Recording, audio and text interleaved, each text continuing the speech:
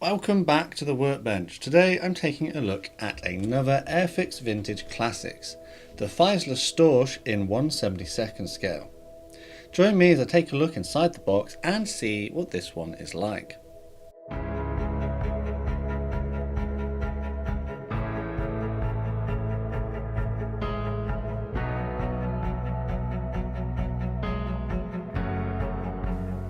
Hi, I'm Matt and this is Model Minutes.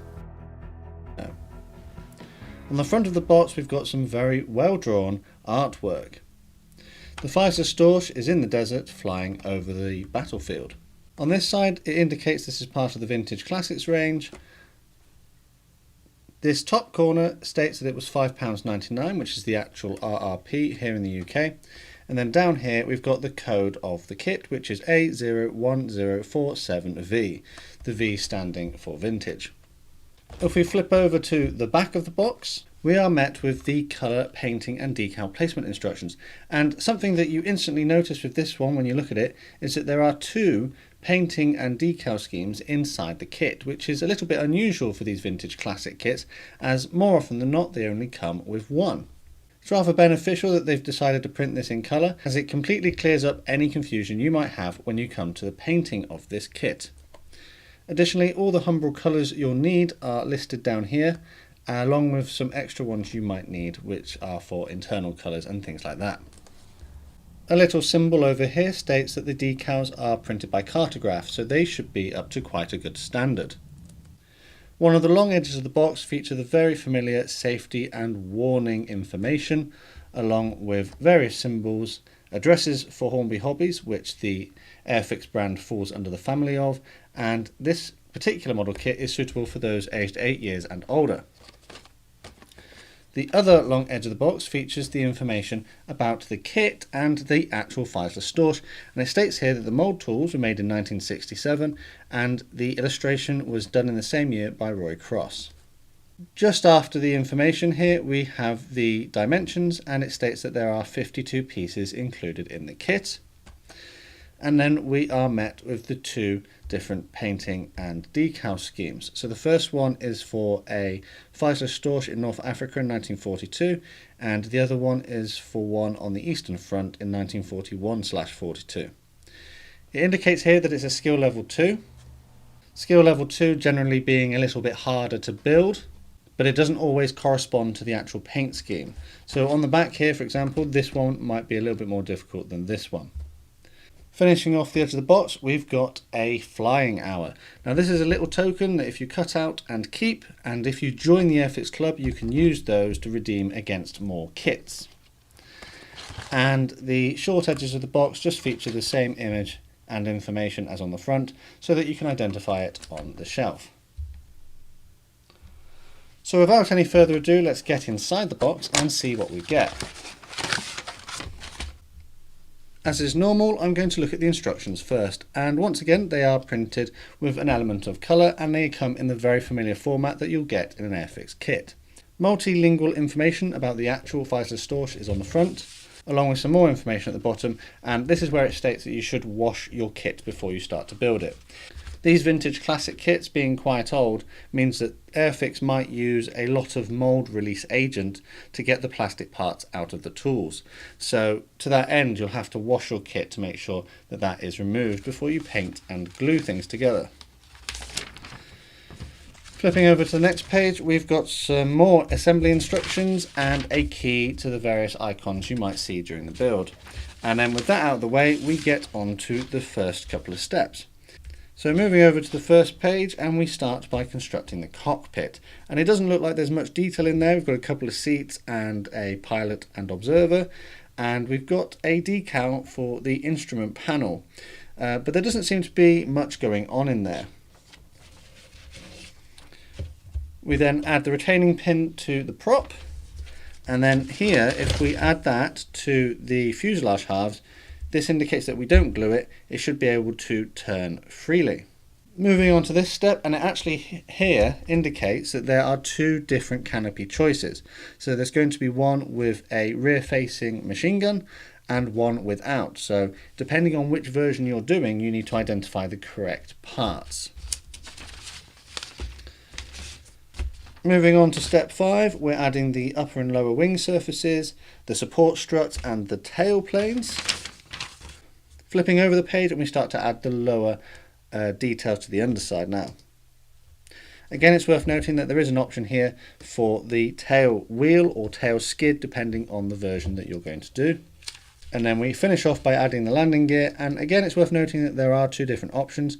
I'm not entirely sure what the difference is between these two parts, as they look exactly identical to me, but I'm sure we'll figure that out when we get to look at that in a minute. So yeah, 7 steps shouldn't be too difficult to do. I know that there are a few steps here, there's quite a lot going on in them, but it doesn't look like it'll be too difficult to build.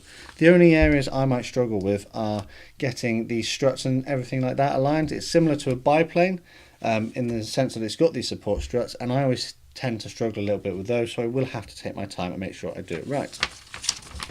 With the instructions out of the way, let's take a look at the decals. And as is expected, they are to a very good standard. There doesn't appear to be any registry issues, and they're very well printed and reproduced.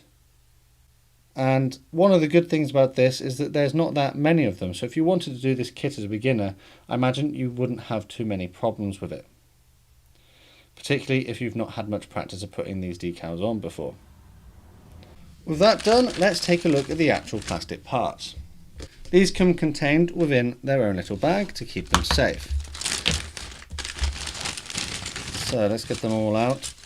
And unlike the more recent model kits from Airfix, you can see that they are almost just a bag of bits. It's not particularly well looked after, and actually look, you can see I've got some discoloration. Is that a leftover from the moulding process, the sprue release perhaps? And then in another bag we get the clear part, so let's get that one open as well. And again we've got loose parts in there as well. So the first thing I notice with these clear parts is that I've got a loose bit here, and to be honest, this happens occasionally with this type of kit, especially as they're not all contained on the sprue. It's a little bit disappointing as these things could get damaged, but fortunately it doesn't look like it is. The clear parts, the plastic that they've used is quite clear. There doesn't seem to be too many issues with it, but there is a bit of flash, and the actual moulded lines for the canopy and that, they don't look that pronounced. So if, like me, you hand paint, you probably might have a few issues. I know that would be a bit of a struggle for me to do. But maybe using some masking tape you might be able to get some straighter lines. They are moulded to a reasonable quality, but it's not fantastic. It's okay, but it's not great. Let's take a look at this little sprue here. So what have we got? We have the crew figures right there, and you can see that the observer is missing his arms, because I imagine that there's no other way that they could manage to get him to fit inside the fuselage of the aircraft otherwise. And there is a lot of flash and discoloration on there. The pilot here, not sure what's going on with his face. It looks almost like there was an ejector pin that went straight through him there. So that's not great. That's going to need some work to fix if you are deciding to use that, which is a bit of a shame because they actually look like they had quite a bit of detail on them. We've got some more small detailing parts and other elements. We've got the machine gun there, and then on the end here we've got the tail plane, the rudder, I think. No, it's not the rudder, it's just the one of the elevators.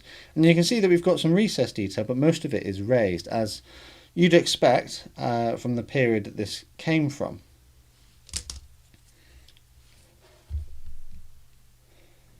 Here we've got one half of the fuselage, and again similar sort of level of detail. It's not fantastic. There's a bit of flash. Actually, there's quite a lot of flash. We've got some discoloration there as well.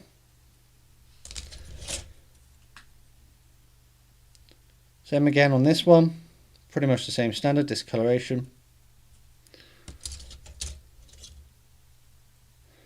There's the prop. Yeah, there's just a lot of a strange colour on that.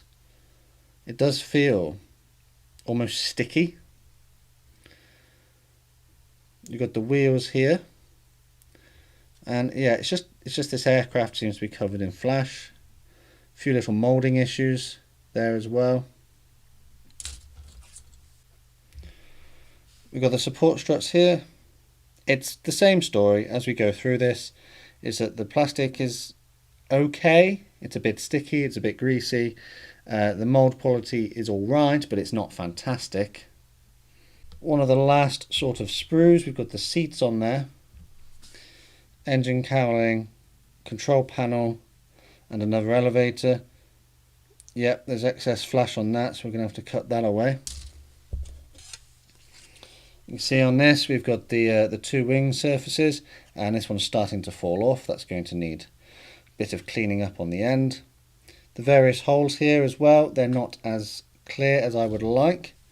That one there is not opened up all the way, so a drill bit will have to go through that to clean it out. And then the upper wing surfaces, and it's the same story. The mould quality is not great. The level of flash is quite high, and we've got that weird discoloration. So let's wrap this one up.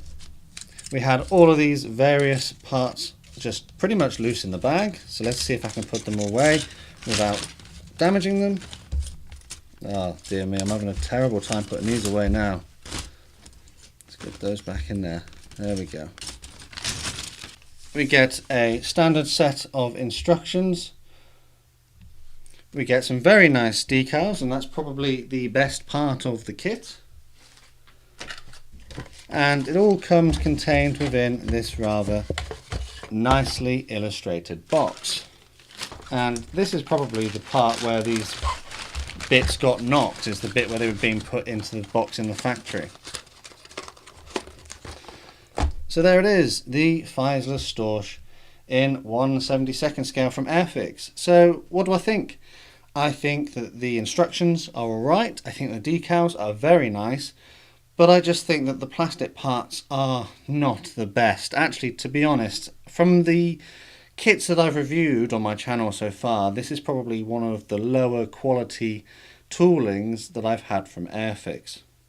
I'm sure that I'll be able to get a reasonable kit out of it. I just don't think it'll be quite up to the standard of some of the other ones.